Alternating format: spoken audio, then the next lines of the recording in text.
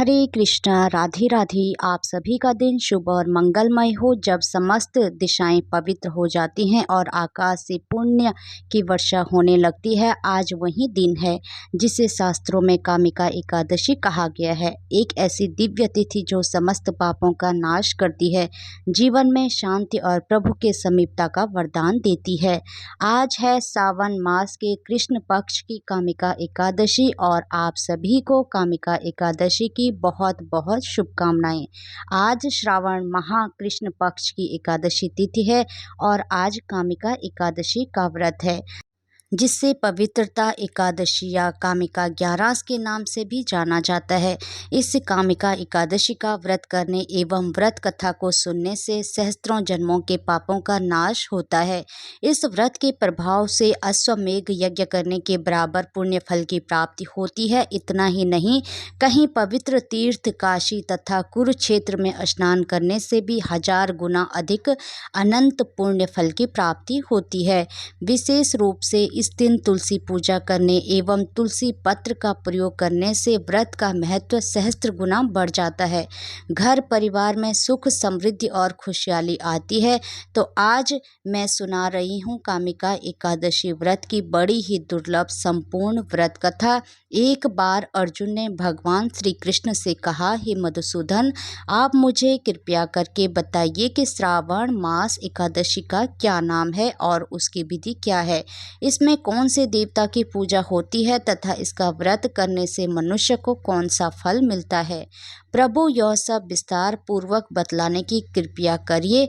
अर्जुन की बात सुनकर भगवान श्री कृष्ण ने कहा, हे अर्जुन, इस एकादशी का वर्णन एक समय ब्रह्मा जी ने नारद जी के पूछने पर उन्हें सुनाया था, जिससे मैं तुमसे कहता हूँ, ध्यान पूर्वक इसका श्रवण करो।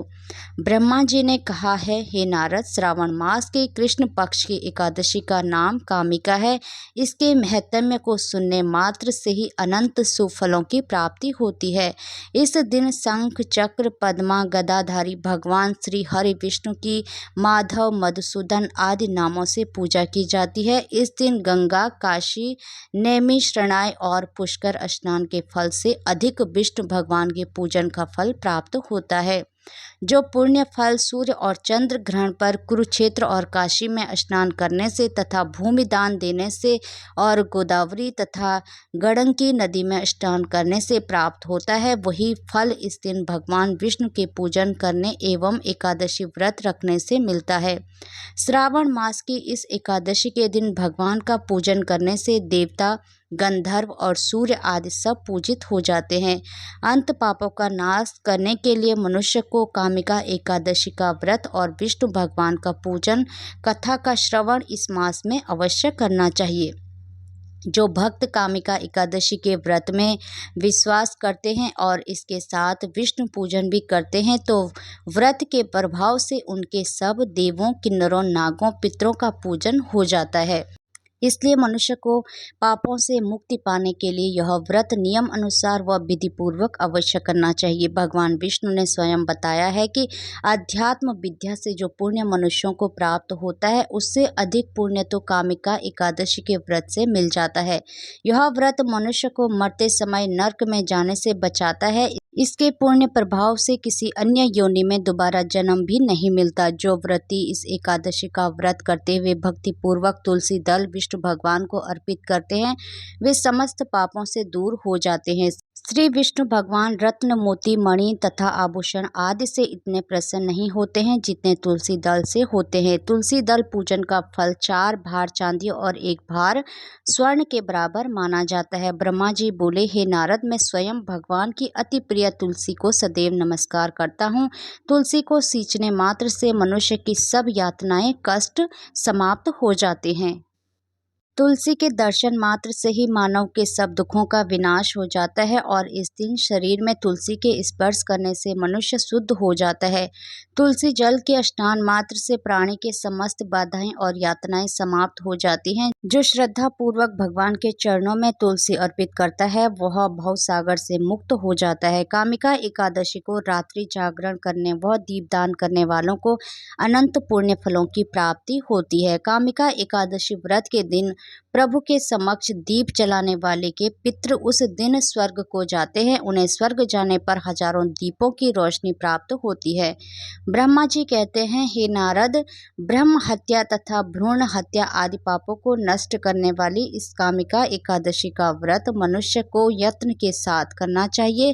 कामिका एकादशी के व्रत महत्म्य को श्रद्धा से पढ़ने या सुनने वाला मनुष्य सब पापों से छूटकर विष्णु लोक को जाता है।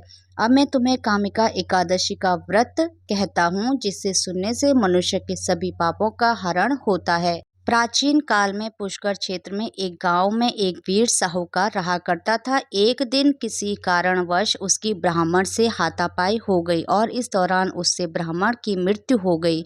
अपने हाथों मारे गए उस ब्राह्मण का अंतिम संस्कार उस क्षत्रिय ने करना चाहा, परंतु पंडितों ने उसे अंतिम क्रिया में शामिल होने से मना कर दिया। अब इस प्रकार अनजाने में ही उस ब्राह्मण की हत्या करने से उस साहूकार को बड़ा भारी पाप लगता है और इस प्रकार वह ब्राह्मण ब्रह्म राक्षस बन जाता है तथा हर दिन उस साहूकार को अनेक प्रकार से उसे प्रेत बनकर डराया करता था। अब इस प्रकार इन सब चीज़ों से वह साहूकार बड़ा ही दुखित होता है तथा उसका शरीर दिन प्रतिदिन कृष्ण काया होने लगा। अब इस प्रकार उस ब्राह्मण की जब 13वीं आती है तो वह उस दिन उस ब्राह्मण की 13वीं में शामिल होने के लिए जाता है ताकि उसे ब्राह्मण की हत्या के पाप से मुक्ति मिल सके, लेकिन ब्राह्मणों ने उसे वहां भी शामिल नहीं होने दिया।